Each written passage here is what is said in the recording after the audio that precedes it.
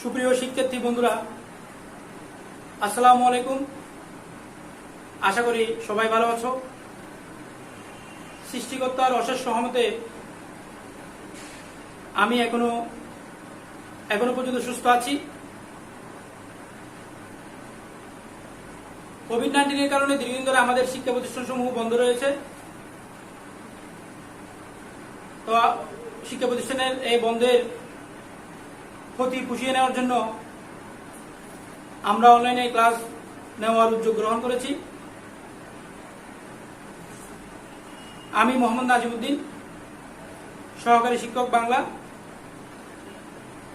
আমার ক্লাসে সবাইকে স্বাগতম। আমি আজকে পাঠদান করব নবম ও দশম শ্রেণীর বাংলা দ্বিতীয় পত্র। আজকে পাঠের শিরোনাম বচন, যেটাকে আমরা নাম্বার বলে থাকি। ইংরেজি নাম্বার শব্দের বাংলা হচ্ছে বচন। সুপ্রিয় শিক্ষার্থীরা, এই পাঠ শেষে আমরা যা শিখতে পারব, বচন কাকে বলে, কত প্রকার ও কি কি তার সম্পর্কে বলতে পারব। বাংলা ব্যাকরণে বচন ব্যবহারের নিয়মাবলী সম্পর্কে বলতে পারব। বচন ব্যবহারের প্রয়োগ ও অপপ্রয়োগ জনিত ভুল সম্পর্কে সচেতন হব। আমরা জানি বাংলা ব্যাকরণে বচন একটি খুবই গুরুত্বপূর্ণ বিষয়। বচনের ব্যবহারজনিত কারণে বাংলা বাক্যের মধ্যে প্রায়শ বচনজনিত ভুল হয়ে থাকে। আশা করি এই পাঠ শেষে আমরা বচন ব্যবহারজনিত ভুল সম্পর্কে সচেতন হব এবং বাক্যের শুদ্ধ অশুদ্ধি নির্ণয়ে বচনের সঠিক ব্যবহার করতে পারব।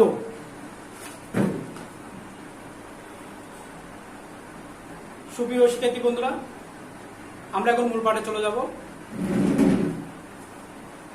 আমি চেষ্টা করছি বিগত বছরগুলোতে বিভিন্ন পরীক্ষায় যেভাবে বচন থেকে প্রশ্ন হয়ে থাকে সেভাবে ক্লাসটি নেওয়ার জন্য, এবং আমি সেভাবেই ক্লাসটি নিব। আমরা জানি বচন একটি পারিভাষিক শব্দ। এই প্রশ্নটি বিভিন্ন সময় পরীক্ষায় এসেছে। প্রশ্নটি হচ্ছে বচন কোন ধরনের শব্দ? তাহলে আমরা সেখানে বলবো কি, বচন একটি পারিভাষিক শব্দ। বচন শব্দের অর্থ কি? বচন শব্দের অর্থ হচ্ছে সংখ্যার ধারণা। বচন শব্দের অর্থ কি? সংখ্যার ধারণা। বচন বাংলা ব্যাকরণে শব্দ বা রূপতত্ত্বে আলোচিত হয়। এই প্রশ্নটি প্রায়শ হয়ে থাকে। প্রশ্নটি হয় এভাবে: বচন বাংলা ব্যাকরণের কোন তথ্যে আলোচিত হয়? অথবা নিচের ব্যাকরণের কোন বিষয়টি শব্দ বা রূপতত্ত্বে আলোচিত হয়? তাহলে সে প্রশ্নের আনসার আমরা বলবো বচন বাংলা ব্যাকরণে শব্দ বা রূপতত্ত্বে আলোচিত হয়। সংজ্ঞা। বচনের সংজ্ঞাটি পরীক্ষায় আসে না, তবে আমাদের আলোচনার সুবিধার্থে এই সংজ্ঞাটি আমাদের মনে রাখতে হবে। ব্যাকরণে বিশেষ্য ও সর্বনাম পদের সংখ্যাগত ধারণা প্রকাশের উভয়কে বচন বলে। তাহলে এখানে একটা বিষয় খুবই গুরুত্বপূর্ণ, কোন পদের? বিশেষ্য ও সর্বনাম পদে। এখানে একটি প্রশ্ন হয়, কোন পদের বচন ভেদ হয়? তাহলে আমরা কি বলবো? বিশেষ্য ও সর্বনাম পদে। আমরা জানি পদ 5 প্রকার। পদ 5 প্রকার পদের মধ্যে কেবলমাত্র বিশেষ্য ও সর্বনাম পদে বচনভেদ হয়। তাহলে আমরা এখন বচনের শ্রেণীকরণে চলে যাই। বচন 2 প্রকার। এক বচন, যেটাকে আমরা ইংরেজি বলি সিঙ্গুলার নাম্বার, এবং বাংলা এক বচনের উদাহরণ হচ্ছে মেয়েটি স্কুলে যায়। এখানে মেয়েটি বলতে একজনকে বোঝানো হয়েছে। মেয়েটি বলতে এখানে একজনকে বোঝানো হয়েছে। আমি আরেকটা বিষয় মনে করে দিতে চাই, এক বচন বলতে আমরা কোনো ব্যক্তি বা বস্তুর একটিকে নির্দেশ করলে, মানে একটিকে নির্দেশ করলে, কোনো একটি সংখ্যাকে নির্দেশ করলে তাকে আমরা এক বচন বলবো। যেমন মেয়েটি স্কুলে যায়, ছেলেটি খুবই ভালো, আমি বই পড়ি, আমি ভাত খাই, আমি বাজারে যাই। অর্থাৎ একটা সংখ্যাকে বোঝানো হলে আমরা তাকে কি বলবো? এক বচন বলবো। তারপর আছে বহু বচন। মেয়েরা স্কুলে যায়, এখানে মেয়েরা বলতে অনেকগুলো মেয়েকে বোঝানো হয়েছে, তাহলে এখান থেকে আমরা বহু বচনের সংখ্যাটা দিতে পারি। কোনো ব্যক্তি বা বস্তু একের অধিক কোনো সংখ্যাকে নির্দেশ করলে, তাহলে একের অধিক মানে বহু, একের অধিক মানে কি? বহু। একের অধিক শব্দের অর্থ কি? একের অধিক বলতে আমরা বুঝবো একের চেয়ে বেশি। ছেলেরা ফুটবল খেলে, মেয়েরা স্কুলে যায়, পাখিগুলো আকাশে উড়ে। এভাবে যখন বোঝানো হবে, একের অধিক কোনো বিষয়কে বোঝানো হবে, সংখ্যাকে নির্দেশ করা হবে, তখন আমরা তাকে বহুবচন বলবো।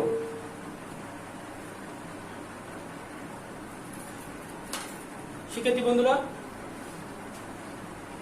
এক বচন এবং বহু বচন বোঝানোর জন্য শব্দের শেষে কিছু শব্দ বা শব্দাংশ ব্যবহৃত হয়। আমরা এখন সেই বিষয়গুলো সম্পর্কে জানব। তা, তি, কানা, কানি। তা, তি, কানা, কানি এগুলো হচ্ছে পদাশ্রিত নির্দেশক, যেগুলো মূল শব্দের শেষে বসে এক বচন প্রকাশ করে। আর বিষয়টা লক্ষ্য করি, তা, তি, কানা, কানি প্রভৃতি পদাশ্রিত নির্দেশক দ্বারা বিশেষ্যর এক বচন নির্দেশ করা হয়। তাহলে কিসের এক বচন নির্দেশ করা হয়? বিশেষ্যের, অর্থাৎ বিশেষ্য পদে। মানে আমাদেরকে জানতে হবে কোন পদের? বিশেষ্য পদে। তাহলে আমরা কিভাবে বিষয়টা কি বসে? পদাশ্রিত নির্দেশক, অর্থাৎ তা, তি, কানা, কানি এই পদগুলো বা শব্দগুলো হচ্ছে পদাশ্রিত নির্দেশক, যেটাকে আমরা ইংরেজিতে বলে থাকি আর্টিকেল। অর্থাৎ এগুলো এক বচন বা সিঙ্গুলার নাম্বার বোঝানোর জন্য ব্যবহৃত হয়। অর্থাৎ যেমন গরুটা দেখতে বেশ ভালো, কলমটা লিখে ভালো, খাতাখানা আমার। এখানে খাতাখানা বলতে বোঝানো হয়েছে একটা খাতা, কিন্তু আমরা প্রায় ক্ষেত্রে দেখি খাতা খানা বলতে তারা বুঝে থাকেন অনেকগুলো খাতা। আমি সেজন্য আবারও বলছি, খাতা খানা, অর্থাৎ খানা দিয়ে এখানে একটা খাতাকে বোঝানো হয়েছে। খাতাখানা আমার, বই খানি একটা বইকে বোঝানো হয়েছে। বই খানি পরে আমি খুব আনন্দ পেয়েছি, তাহলে এখানে বই খানি বলতে বোঝানো হয়েছে একটা বইকে। এরপর আমরা দেখতে পাচ্ছি বাংলায় বহুবচন বোঝানোর জন্য রা, এরা, গুলা, গুলি, দিগ, দে। রা, এরা, গুলা, গুলি, দিগ, দে। তাহলে আমি আবার বলছি, রা, এরা, গুলা, গুলি, দিগ, দে এই শব্দগুলো হচ্ছে বিভক্তি। এই বিভক্তিগুলো নাম শব্দের শেষে বসে এবং এই বিভক্তিগুলো যুক্ত হয়ে বহুবচন বোঝানো হয়। যেমন ছাত্ররা মাঠে ফুটবল খেলে, তাহলে এখানে ছাত্ররা রা দিয়ে এখানে কি বোঝানো হয়েছে? অনেকগুলো ছাত্রকে বোঝানো হয়েছে। যেমন গরুগুলো মাঠে ঘাস খায়, এখানে অনেকগুলো গরুকে বোঝানো হয়েছে। আমাদের ছোট নদী, এখানে আমাদের ছোট নদী বলতে আমার হচ্ছে মূল শব্দ, আর এই দেরটা হচ্ছে বিভক্তি। তাহলে আমরা এখানে দেখতে পাচ্ছি রা, গুলু, দে এই শব্দগুলো বাক্যে ব্যবহৃত হয়ে বহুবচন প্রকাশ করেছে। তাহলে এই জিনিসগুলো থেকে আমরা আমাদের প্রশ্ন কিভাবে হয়? বলা হয় যে নিচের কোন বাক্যটিতে পদাশ্রিত নির্দেশক ব্যবহার করে কোন পদের এক বচন গঠিত হয়েছে। তাহলে সেক্ষেত্রে আমরা কি বলবো? তা, টি, কানাকানি এগুলো পদাশ্রিত নির্দেশক এবং এগুলো দিয়ে সবসময় এক বচন প্রকাশ করা হয়। এরপরে আমরা একটা বিষয় দেখছি, বহুবচন বোঝানোর জন্য বিভক্তিগুলো ব্যবহার করা হয়। পরীক্ষা আসে বিভক্তি রা এরা গুলাগুলি দিয়ে কোন বচন প্রকাশ করা হয়, তাহলে আমরা সেক্ষেত্রে কি বলবো, বহুবচন প্রকাশ করা হয়। আমার এই উদাহরণগুলো থেকে খেয়াল করলে আশা করি তোমাদের কাছে এক বচন এবং বহু বচনের এই ব্যবহারজনিত বিষয়গুলো সহজ হবে। প্রিয় শিক্ষার্থীরা, আমরা জানি বিভিন্ন ধরনের সমষ্টিবোধক শব্দ দিয়ে বহুবচন প্রকাশ করা হয়, যেমন সব, সকল, সমুদয়, কুল, বৃন্দ, বর্গ, নিছয়, রাজি, রাশি, পাল, দাম, নিকর, মালা, আবলি। এই শব্দগুলো হচ্ছে সমষ্টিবোধক শব্দ। এই শব্দগুলো কোন ধরনের শব্দ, সমষ্টিবোধক শব্দ। তাহলে এগুলো দিয়ে কোন বচন প্রকাশ করা হয়, বহু বচন প্রকাশ করা হয়। এবং এই সমষ্টিবোধক শব্দগুলো বেশিরভাগই তৎসম বা সংস্কৃত শব্দ থেকে বাংলায় এসেছে। আমরা এগুলো দিয়ে কি প্রকাশ করব, বহু বচন প্রকাশ করব। যেমন পুস্তকা বলি, পুস্তকে বলি, বলি, এই বলি শব্দ দিয়ে আমরা কি বুঝবো, অনেকগুলো পুস্তক, মানে আবলি। বলি মানে এই আবলি শব্দটা দিয়ে আমরা বহু বচন গঠন করেছি মূল শব্দ শেষে আবলি শব্দটা, সমষ্টিবোধক শব্দটা যোগ করে। যেমন পুস্তকাবলী, তাহলে পুস্তকাবলী হলে অনেকগুলো পুস্তক। পর্বতমালা, অর্থাৎ অনেকগুলো পর্বতের সমষ্টিকে কি বলা হয়, পর্বতমালা বলা হয়। কমল নিকর, এই কমল নিকর, এই নিকর শব্দটি এই 17 কি 18 সালে এসএসসি পরীক্ষা এসেছে। আমাদের অনেক শিক্ষার্থীকে দেখা গেল এই অপশনটি তারা ভুল করে এসেছে এবং অনেকেই বলছে স্যার এটি বই নেই। তো বিষয়টি খেয়াল করা খুবই জরুরি। আরেকটা বিষয়, আমি কিন্তু বইয়ের বাইরে তোমাদের নবম দশম শ্রেণীর বাংলা ব্যাকরণের যে বই আছে, এই বইয়ের বাইরে একটা শব্দ আমি তোমাদেরকে বলছি না। মানে বইয়ের মধ্যে যেগুলো আছে আমি সেগুলো সম্পর্কে তোমাদেরকে অভিহিত করার চেষ্টা করছি। তাহলে কমল নিকর, এই নিকর শব্দ দিয়ে আমরা কি বুঝাবো, আমরা বহু বচন বুঝাবো। তাহলে কমল নিকর, কমল মানে পদ্মফুল, তাহলে কমল নিকর, নিকর মানে অনেকগুলো পদ্মফুল। তাহলে নিকর শব্দটি কোন শব্দ বা কোন ভাষা থেকে এসেছে, নিকর শব্দটি তৎসম শব্দ এবং এটি সংস্কৃত ভাষা থেকে এসেছে। এবং এই নিকর শব্দ দিয়ে বাংলা ব্যাকরণের বহুবচন প্রকাশ করা হয়। আমি এই শব্দটি এত বেশি জোর দেওয়ার কারণ হচ্ছে যে এটি পরীক্ষায় এসেছে। আমি চাই না কোনো স্টুডেন্ট তার একটু অসচেতনার কারণে বিষয়টা ভুল করুক। এরপর কুসুম নিচয়, কুসুম মানে ফুল, নিচয় যারা আমরা বহুবচন বুঝাবো। কুসুম নিচয় শব্দের মধ্যে অনেকগুলো ফুল। পণ্ডিত বর্গ, পণ্ডিতের সমষ্টি, অনেকগুলো পণ্ডিত মিলে সেটাকে আমরা বাংলা ব্যাকরণে প্রকাশ করি পণ্ডিত বর্গ। শিক্ষক বৃন্দ, অনেকগুলো শিক্ষককে বলা হয় শিক্ষক বৃন্দ। তাহলে আশা করি আমরা বহুবচন গঠনের জন্য সমষ্টিবোধক শব্দগুলো দ্বারা কিভাবে বহুবচন গঠন করা হয় এই বিষয়টি সম্পর্কে জানতে পেরেছি। এবং এই বহুবচন বোধক, বহুবচন বাচক সমষ্টিবোধক শব্দগুলো বেশিরভাগ কোথা থেকে এসেছে, সংস্কৃত ভাষা থেকে, এবং এগুলো তৎসম শব্দ। তাহলে আশা করি বিষয়টা সবার কাছে পরিষ্কার হয়েছে।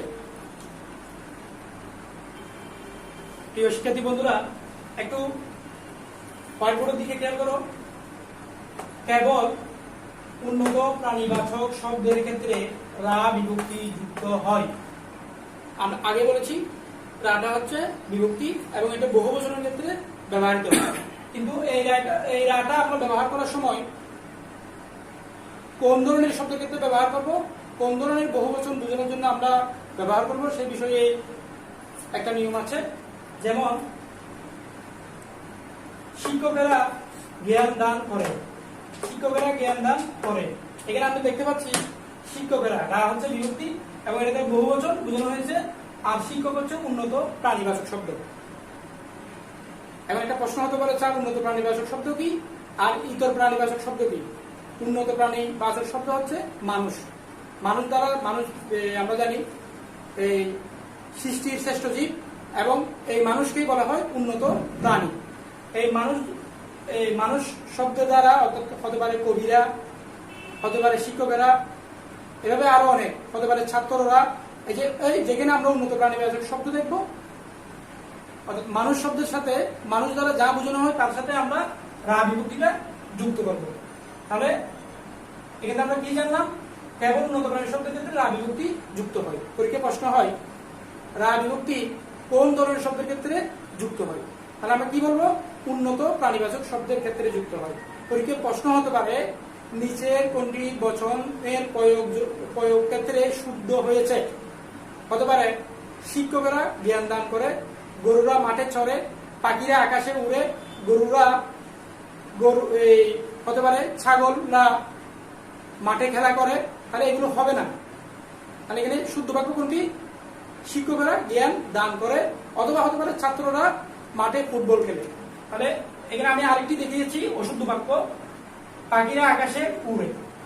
তাহলে পাখিরা, আমরা জানি পাখি হচ্ছে ইতর প্রাণী, পাখি হচ্ছে কি ইতর প্রাণী, তাই এক্ষেত্রে আমরা রা বিভক্তিটা যুক্ত করতে পারবো না। যুক্ত করলে আমাদের বাক্য কি হবে, ভুল হবে। কোন ধরনের ভুল হবে, বচনজনিত, বচনের প্রয়োগজনিত ভুল হবে। তাই আমি এখানে দেখিয়েছি শিক্ষকেরা জ্ঞান দান করে, বাক্যটি শুদ্ধ, এবং পাখিরা আকাশে উড়ে বাক্যটি অশুদ্ধ। কেন অশুদ্ধ হলো, আমরা ইতর প্রাণীর শব্দের ভিতরে রা বিভক্তি যুক্ত করেছি। এখানে একটা কথা বলা হচ্ছে কেবল, অর্থাৎ শুধু। শুধু কেবল শব্দ কি, শুধু উন্নত প্রাণীর বাচক শব্দের ক্ষেত্রে, আর কোন ক্ষেত্রে রা বিভক্তি কখনো ব্যবহার হবে না।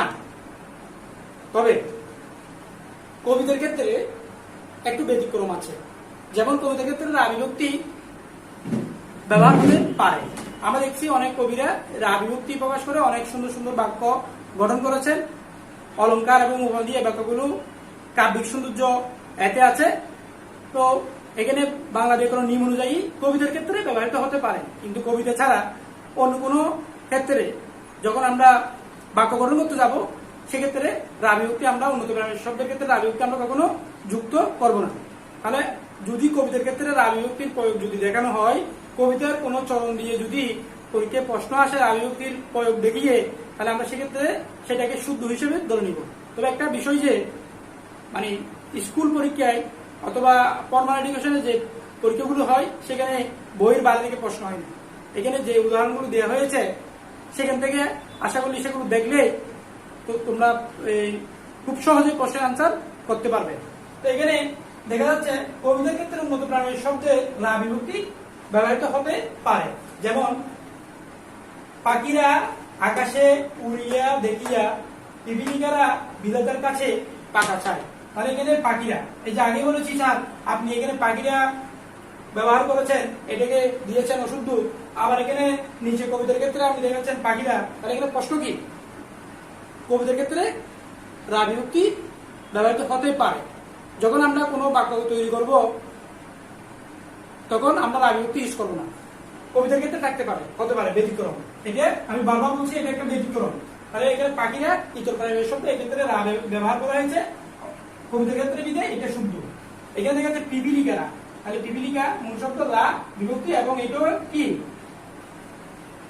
কি সঠিক শব্দ, শুদ্ধ বাক্য, কারণ এটা কবিতার লাইন, এটা একটা কি কবিতার লাইন। তাই এখানে কবিতা হওয়ার কারণে, কবিতার চরণ হওয়ার কারণে এই বাক্যটি শুদ্ধ হিসেবে আমরা টিক মার্ক দিব। পাখিরা আকাশে উড়িয়ে দেখিয়ে পিপিলিকা বিধাতার কাছে পাখা চায়, উক্ত বাক্যটিতে পাখিরা এবং পিপিলিকা দুটো শব্দ বচনজনিত কারণে শুদ্ধ হয়েছে। কেন শুদ্ধ হয়েছে, এটা কবিতার চরণ হওয়াতে।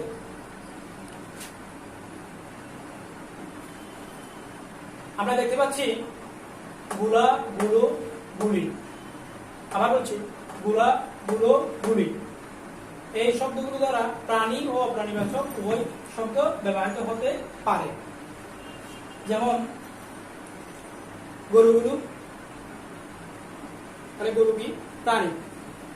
বইগুলো, তাহলে বই কি অপ্রাণী।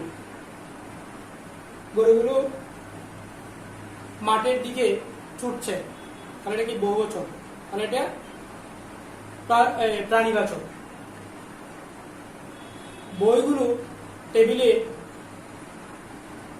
এলোমেলো হয়ে পড়ে আছে, তাহলে আমরা জানি বই হচ্ছে কি অপ্রাণী। তাহলে আমরা গুলা, গুলু, গুলি এই শব্দগুলো দ্বারা প্রাণী ও অপ্রাণীবাচক শব্দ গঠন করতে পারি, বহুবচন গঠন করতে পারি।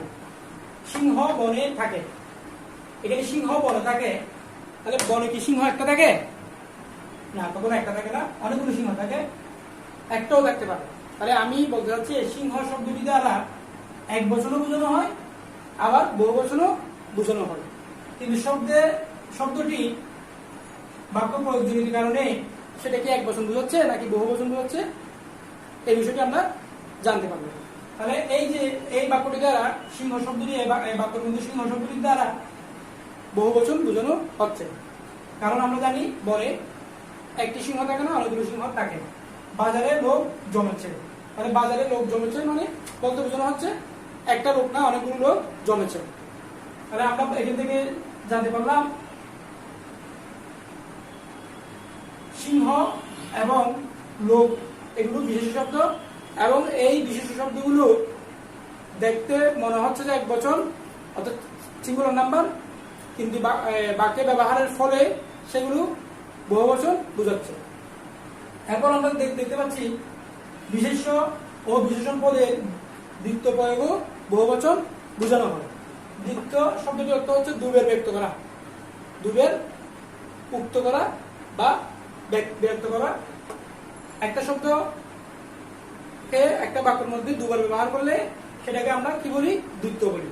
তাহলে এখানে দেখা যায় হাঁড়ি একটা শব্দ, এটাকে আমি দুবার ব্যবহার করলাম, হাঁড়ি হাঁড়ি সন্দেশ, তার মানে বোঝানো হচ্ছে যে অনেকগুলো সন্দেশ, হাঁড়ি হাঁড়ি সন্দেশ বলতে অনেকগুলো সন্দেশ। তাহলে এখানে হাঁড়ি শব্দটিকে দ্বিত্ব প্রয়োগে আমরা কি করেছি? বহু বচন বুঝিয়েছি। এখন এখানে দেখেছে লাল লাল ফুল, যদি আমি বলি লাল ফুল তাহলে একটা ফুল। যখন আমি বলেছি লাল লাল ফুল তাহলে অনেকগুলো ফুল। তাহলে এই লাল শব্দটিকে আমরা দুবার ব্যবহার করে বহুবচন গঠন করেছি।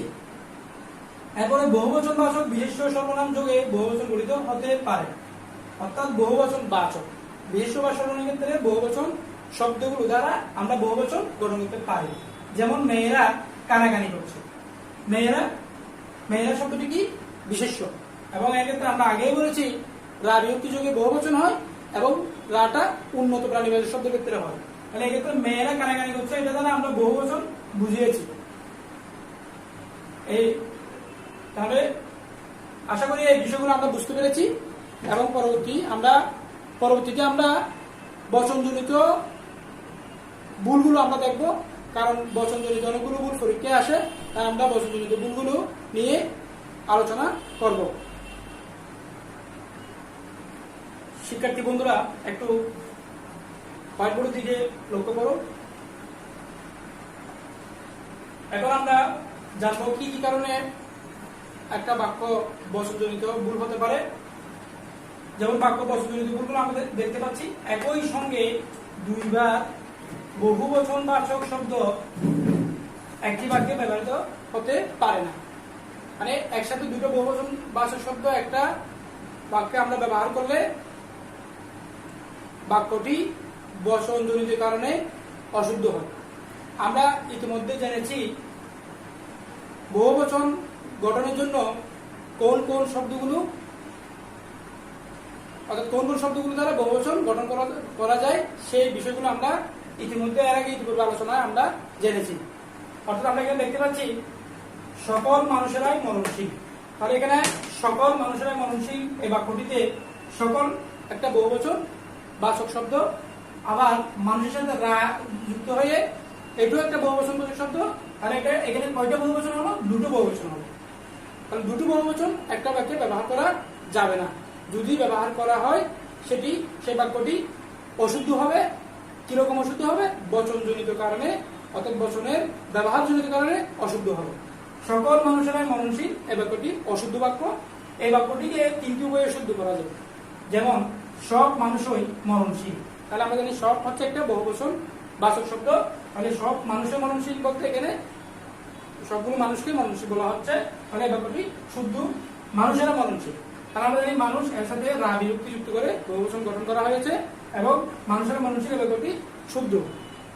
এখানে মানুষ মরণশীল এটি এই বাক্যটি শুদ্ধ। এখানে কোনো ধরনের এই বিভক্তি বা বহু বচন বাচক শব্দ যুক্ত হয়নি, শুধু মানুষ শব্দটি দ্বারা বোঝানো হচ্ছে মানুষ মরণশীল, অর্থাৎ সব মানুষই মরণশীল।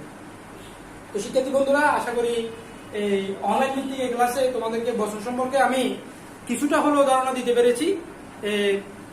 অনলাইন ক্লাস সময়ে কিছুটা সীমাবদ্ধতা থাকে, সে কারণে আমার এই ক্লাসটিতে তথ্যবহুল অথবা আলোচনার কোনো বিষয়ে যদি ভুল পরিলক্ষিত হয়, তোমরা কমেন্টসের মাধ্যমে সেটা জানালে আমি সে বিষয়ে তোমাদেরকে বলবো এবং শেয়ার করে বিষয়টি আমি সহজ করার চেষ্টা করব। এরপরও যদি আলোচনার বাইরে আরো কিছু জানার থাকে এই পাঠ সম্পর্কিত, সেই বিষয়গুলো আমরা কমেন্টসে আমি তোমাদেরকে জানাবো। আশা করি আমার এই আলোচনা থেকে তোমরা কিছুটা হলেও উপকৃত হবে। এবং আমরা আরেকটা বিষয় আমি বলতে চাই, এই বছরের অধ্যায় থেকে বিভিন্ন পরীক্ষায় এবং তোমাদের বিগত পরীক্ষাগুলোতে, অর্থাৎ আমি এইচএসসি পরীক্ষার কথা বলছি, জেএইচসির কথা বলছি, অর্থাৎ পাবলিক পরীক্ষার কথা বলছি, সব জায়গায় কিন্তু প্রশ্ন হয়, মিনিমাম একটা প্রশ্ন হবে। তাই এই খুঁটিনাটি বিষয়গুলো আমাদের খেয়াল করা দরকার। আশা করি আমি যেভাবে আলোচনা করেছি সেভাবে তোমরা আমার পাঠটি খেয়াল করলে এবং মূল বইটি হাতে নিয়ে পাঠটি যদি তোমরা ভালোভাবে দেখো, এতে করে তোমাদের কাছে বিষয়টি সহজ হবে।